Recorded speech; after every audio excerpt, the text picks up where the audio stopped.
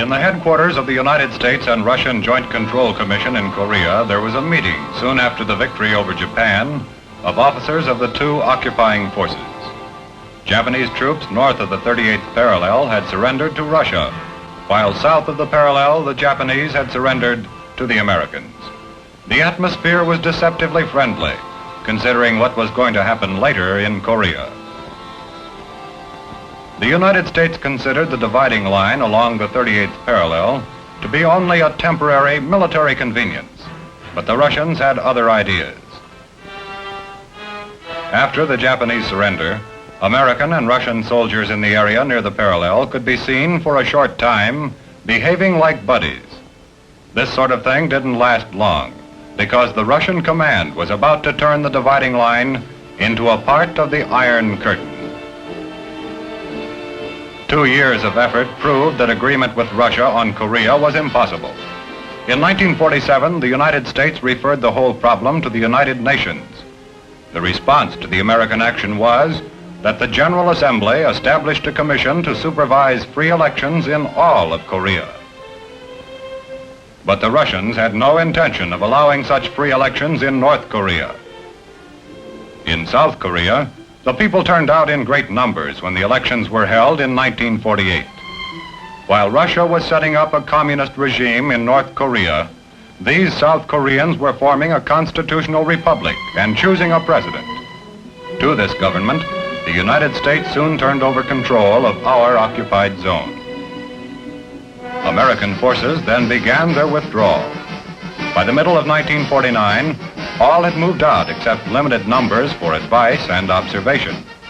This meant that the Republic of Korea was going to have only a small army and a native constabulary, forces sufficient to keep order, but not to defend South Korea against military aggression on a large scale. By the middle of 1950, the North Koreans had a fully trained and equipped army. The Russians had seen to that.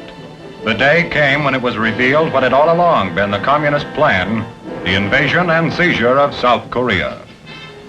The invasion got underway on the morning of Sunday, June 25th, 1950. When they crossed the 38th parallel, the communist forces brought along artillery and tanks that had been supplied months before by the Russians. They began the invasion with 8 infantry divisions, 3 border constabulary brigades, and an armored brigade. The South Koreans fought back for a couple of days, and then their resistance collapsed.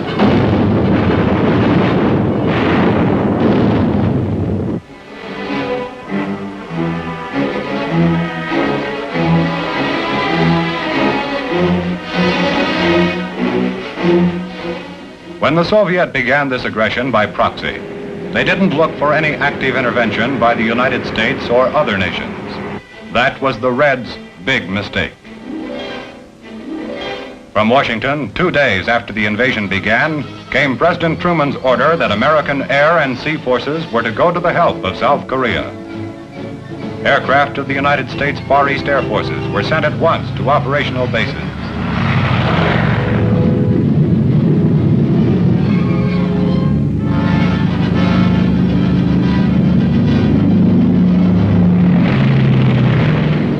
From Guam, the B-29s took off for Okinawa, their base for the strike soon to be made against the North Korean invaders. Several F-80 squadrons in Japan were moved to southern Japanese airfields in order to put them within range of targets in Korea.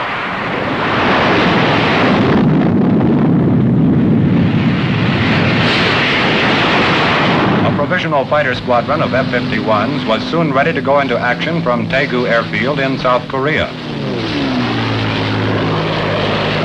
The conflict had hardly begun before our aircraft turned to the big job of keeping the South Koreans from being overrun and crushed at the very outset of hostilities.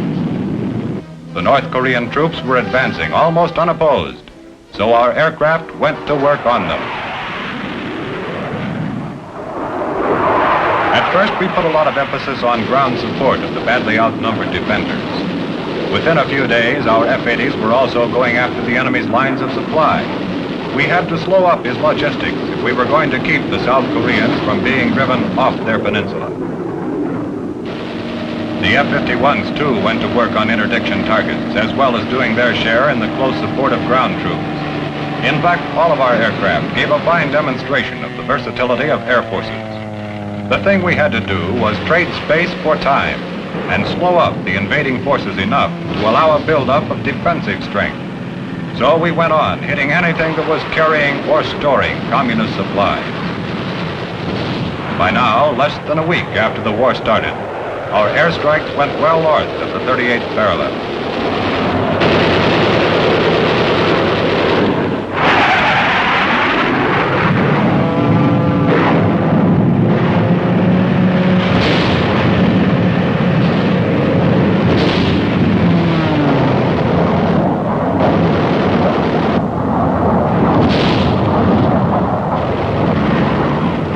Communists had figured on having smoothly operating supply lines. We took out a lot of the smoothness, and we conducted these operations without effective opposition in the air, because as a first order of priority, our aircraft had destroyed the small but vicious North Korean Air Force.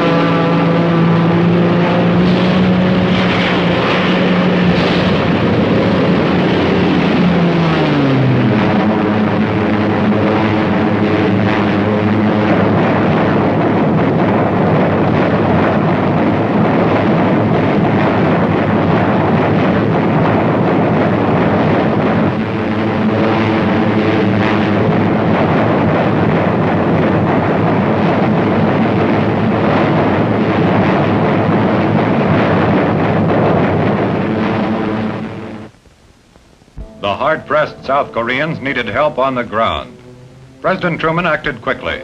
On June 30th, he ordered United States Army units into action. So here in Japan, troops of the 24th Division, part of our occupation forces, made ready to be flown to the Korean battle area in Air Force C-54s and C-47s. These were the first flights in what came to be the greatest combat airlift in history.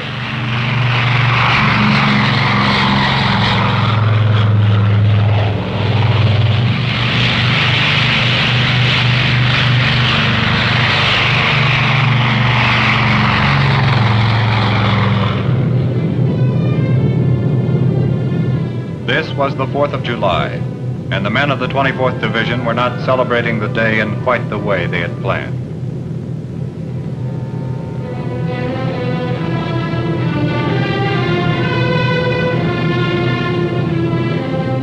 When the men of the 24th Division reached Korea, they were implementing the vote of the UN Security Council, which asked all member nations to help.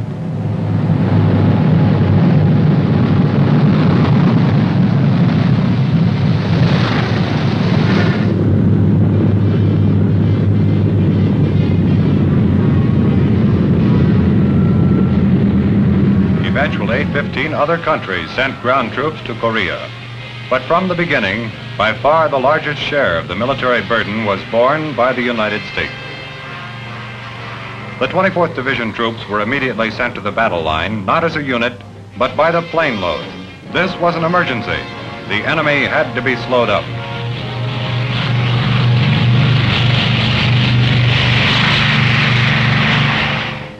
Even without any support from the air, the North Koreans were a formidable force, well equipped and by far outnumbering the defenders. Piecemeal, the men of the 24th went up into the crumbling line. The enemy had a lot of firepower. They were a strong force, and the most our ground troops could hope for was a delaying action. Our troops needed close support from the air, and from the beginning, the F-80s and our other aircraft of all types supplied it. It was the only thing that prevented immediate disaster. Still, they came on, those North Koreans with their Russian-built tanks. For our people, there was only one thing to do: pull back, wait for a buildup, and turn a big part of the immediate operation over to our air forces. At best, it was going to be tough to keep a foothold on the peninsula. So, our air forces became the only effective offensive weapon we had in this early phase of the war. For weeks, the chief emphasis was on close support of ground forces. Even the B-29s shared in this job, a new one for these big bombers. The rules had to be forgotten if the North Korean Army was to be held at all. The versatility of air forces was proved as never before. When the war was about a month old, we could divert the B-29s and other aircraft to more interdiction raids to keep the enemy's supply routes under attack. By this time, we were beginning to take care of the limited number of strategic targets in North Korea. We were doing a good job in slowing up the enemy's progress southward by destroying today the supplies he had counted on using tomorrow. But it remained true for about 6 weeks that a major part of our air effort was still in close support. Our B-29s included 2 Strategic Air Command wings that left the United States soon after the conflict began and were flying combat missions only 9 days later, adding their bombing strength to that of our Far East Air Forces. There had been thorough mobility planning for just such an emergency. In mid-August 1950, a month and a half after the invasion began, the famous Pusan perimeter was established. The big withdrawal was over. This far and no farther. The UN ground troops began digging in. The enemy had come far and fast, but now he was running out of steam and was soon going to find things a lot tougher. During the defense of the perimeter, the F-51s had a large share in carrying on with close support and thereby keeping the communists pinned down. The enemy drive had been halted, but there were still North Koreans out there in the hills, and we gave them no rest. It was one of the jobs of our versatile air forces to wipe out machine gun nests that in a normal war would have been targets for mortars. Interdiction was stepped up. We staged about 150 such strikes every day and smashed nearly 90% of the supplies the enemy was trying to bring up. His routes were so extended that we had plenty of targets. This was our chance to soften up the whole communist war effort while our ground forces were building up inside the perimeter. The first phase of the war was over. Thanks largely to our air effort, the United Nations was still in there fighting. It was a peculiar war, but the problems were not proving too much for the United States Air Force.